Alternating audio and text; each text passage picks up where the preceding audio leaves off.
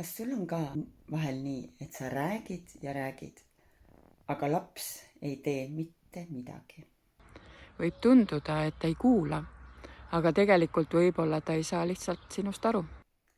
Alusta sellest, mine lapse juurde ja loo temaga kontakt.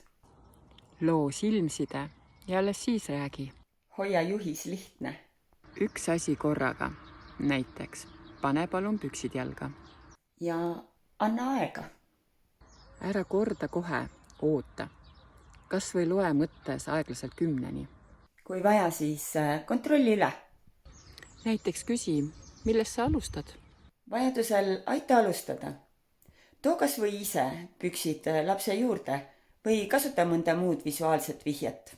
Kõik lapsed ei mõista sõnu ühtemoodi ja kui lapse fookus on olnud mujal, siis visuaalne toetus aitab luua selgust.